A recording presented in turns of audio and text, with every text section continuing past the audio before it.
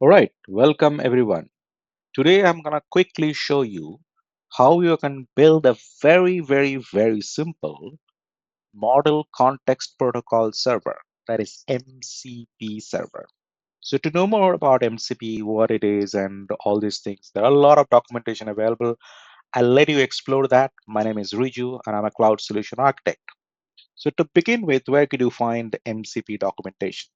So you go to any search engine, you type MCP. You find that model context protocol.io is the official website where you can find all the information. So you can find things like how it works, what are the different terminologies they use in terms of MCP, host, client, servers, all these things are pretty detailed documented here.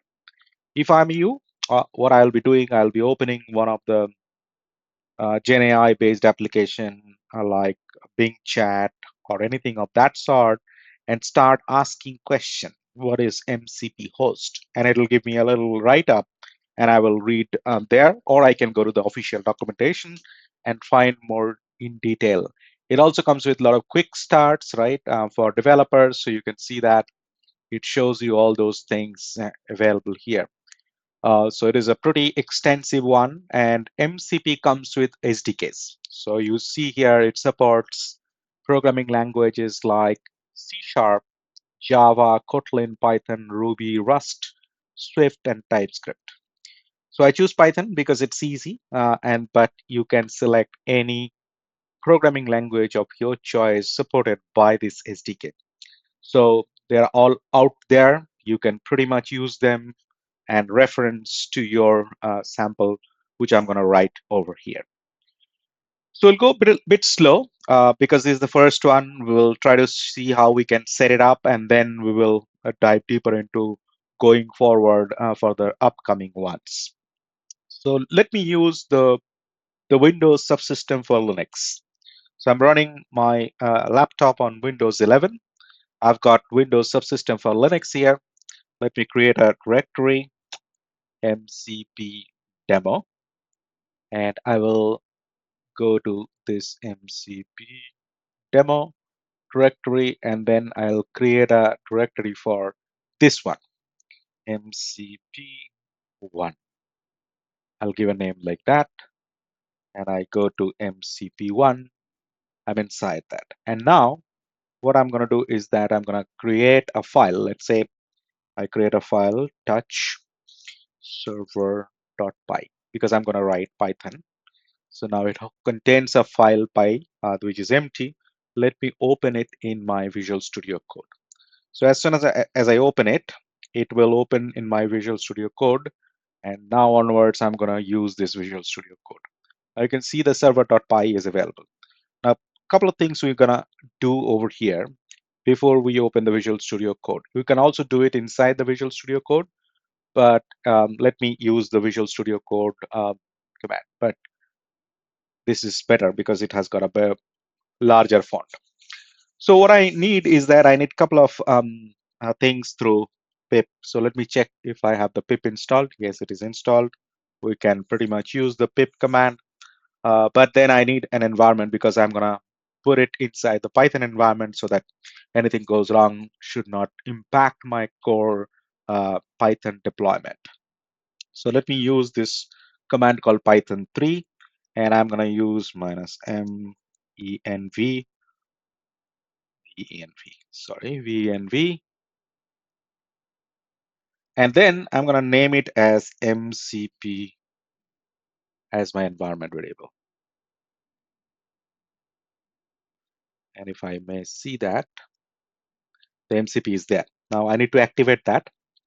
To do that, what I'm going to do is that I'm going to say source MCP bin activate. And then you can see that little MCP coming on top, which means I'm now inside that MCP. So let me close this and load the code in my window. If I load this code in my window, I'm going to see this over here at this point in time. And you can see that this is going to show up the It's going to load it.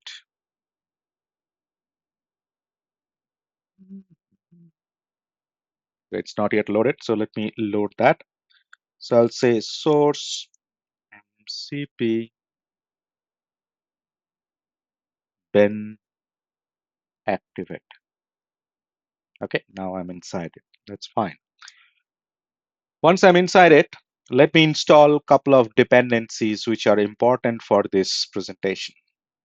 Number one, for my application, I need the MCP library, the SDK. So where can I get the MCP library? These are all available in pip, and you just need to follow the instruction to build that library. So let me get the name of the library for you. That is called MCP CLI. So I'm just going to say pip. I have got a pip3 also. Yes.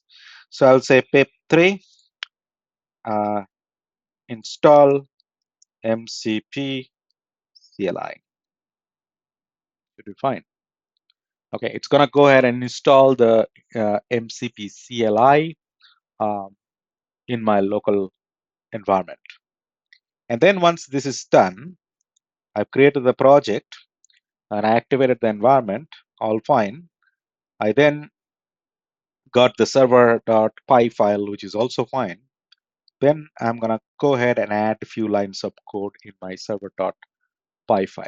So this is my server.file right now empty. So I'll say from MCP, that is the thing, and then I say server dot I'll use fast MCP, yes, and then I import the fast MCP. Not MCP, should be fine. Okay, so I got the fast MCP created. Now what I'm going to do is that I'm going to initialize that as a variable called MCP, fast MCP. I can give a name demo1 and I end over here. And then this is the skeleton of my MCP server. Okay, bear with me. I have got Copilot installed, which is what's suggesting some code, which I'm right now ignoring because I need to explain. Now this is the first two lines in my MCP server code. Now what I can add over here, I can add tools and resources, as you know from the theory of the MCP. Let me add a tool, and that tool will basically go do nothing. It's a very common example given in the documentation, add two numbers. So if I have to add this in my code, I use this approach, dot tool, tool, and then I define a function. So I'll say def add. So it's also suggesting me. So let's use that. And then I get this, and it's fine. So it basically is going to go ahead and add two numbers together. You pass two integers, you get an output. That's the tool. You can also use resources, so on and so forth. So we'll just leave it here because this is the simplest MCP server which I'm going to create and show you how it works so that you can further enhance the code. So anything you want to add, come here, add, and the server will reflect that. But to run this server, what we need to do is that we use this window because it has got a better view. So I'll say MCP because I have got this. I can use two things. I can say run or I can say dev. Let's use dev because then it will show you a bit of detailed information. If I run this command from the same folder, it's going to go ahead and run the MCP instructor. You can see the session token is created. A browser will be opened. You can also copy the URL and open this browser. So this looks like this. So you can see that now I have got something called MCP inspector, which comes part of the SDK, right? Shows up in my local browser. Okay, this is the one.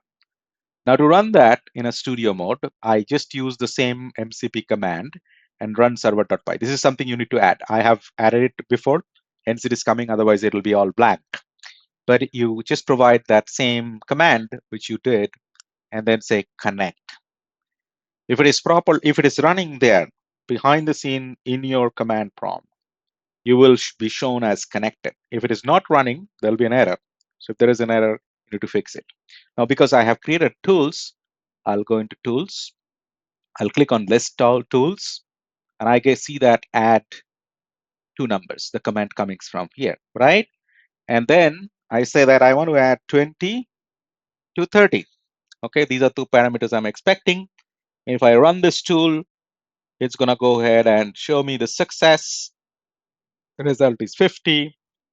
It is valid, right? I'm gonna getting this output as 50. Now you can change it. You get a different output.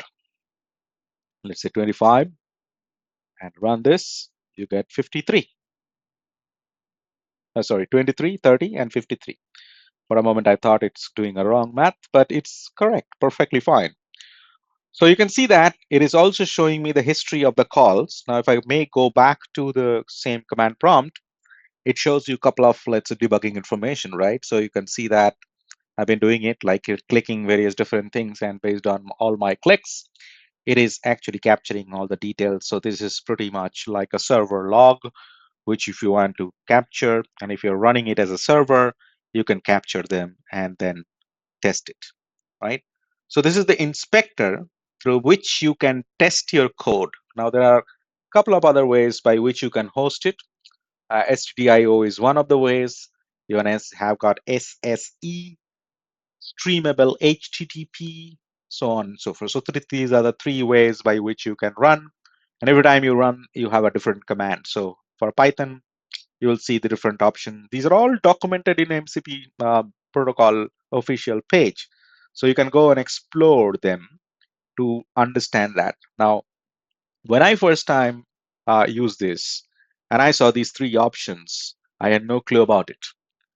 What I did, I went to Bing Chat and asked, what is STDIO in MCP instructor? And Bing Chat gave me a pretty nice, decent answer. So it also helps you, the AI also helps you all to prepare yourself. If you have doubts, use it like a tutor and ask these questions to clarify what you may have in your mind. And you might be asking this to um, somebody who is your mentor, or who is kind of like expert on that area. Correct. So this is pretty much about what I wanted to show you, a very simple one on how you can build an MC